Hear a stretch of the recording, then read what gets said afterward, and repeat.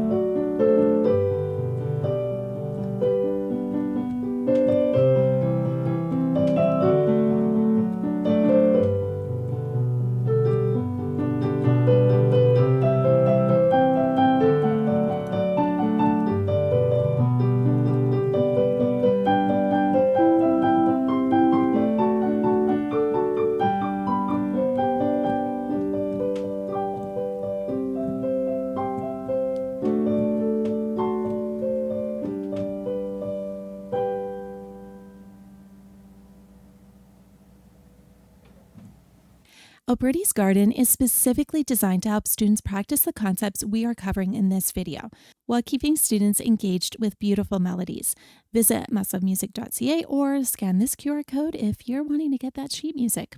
Now, playing the whole song gives your student a helpful overview, but then pull just a small excerpt to focus on playing the pattern. This avoids overwhelm and it helps them learn to identify the sequence. Here's what we're listening for. Ask your student, how does this change the regular broken chord pattern? You're getting them to identify the specific sequence. It's a variation on telling you which chord note you're playing, but now they're hearing the pattern relationship.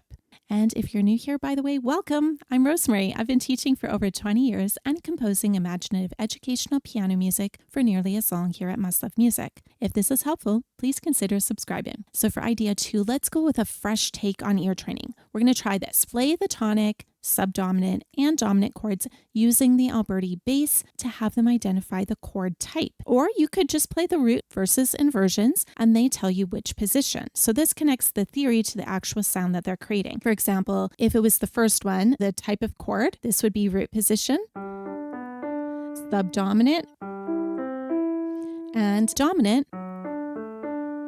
Now, I did it with inversions, but you could do it without, or you could just get them to tell you, like, is this root position? Yes. Is this first inversion?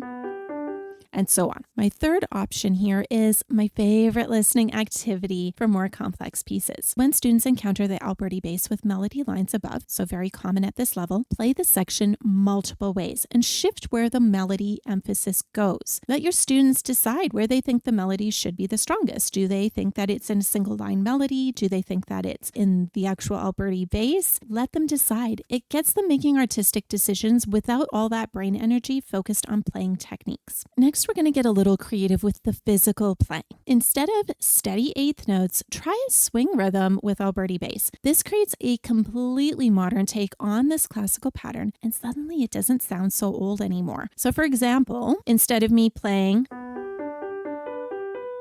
I could play it with a swing pattern.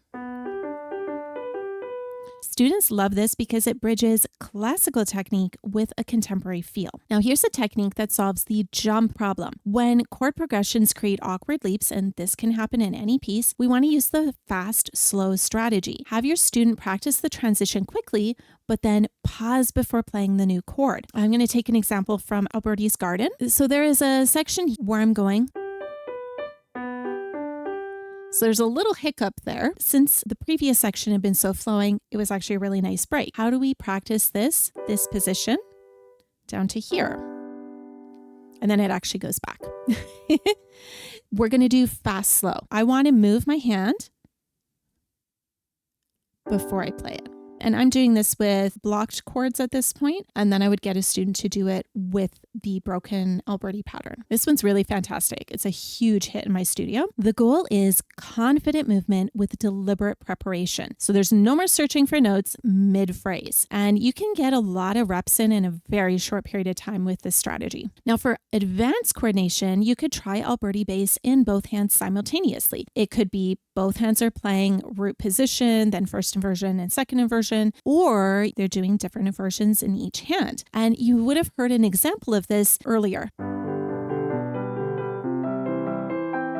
For more inspiration, your students can practice this concept in a video I made specifically for them, and the link will be probably up here and then also in the description. Reading activities help students see patterns instead of individual notes. So this is a little different than, hey, here's the music right in front of you, you're going to play it. This is just reading. What you can do is have them find all of the tonic chords. You can decide whether you want just root position or include the inversions, and then ask, is there a pattern to when these home chords appear? This develops harmonic awareness beyond just focusing on playing the right notes. And here's a more advanced reading challenge. When composers write melodies over Alberti Bass, we have to be careful it doesn't become a series of dissonant clashes, right? There's a lot going on versus just playing a blocked chord. So analyze with your student, what melodic and rhythmic decisions did this composer make to ensure everything sounds harmonious together? And this transforms your students from note readers into musical detectives. If you love practical activities like these that actually work in your studio, yeah, you're going to want my newsletter, Best Piano Email Ever. Every email, I share pedagogically sound teaching strategies, ready to implement activities just like today's, and educationally designed sheet music that students love to play. Plus, you help influence what resources I create next. It's all designed for flexible teaching approaches that fit your studio. So check the description below or scan this QR code to join hundreds of piano teachers getting studio-proven ideas. While it's tempting to stop at reading activities or just having your student read the sheet music, writing activities really cement understanding. Have your students write chord symbols above the melody, sort of like creating a modified lead sheet. Many students find chord symbols easier to process than traditional notation, though test this with each student since preferences vary. And here's my favorite combination activity. Using blank manuscript paper, so that could be either a digital version or it could be a physical version. Either write out or have your student notate a 4-measure Alberti Bass section from their piece. Then get them to improvise and notate a melody above it. Pro tip here, use chord tones to make it less intimidating and more likely to sound good. This connects theory,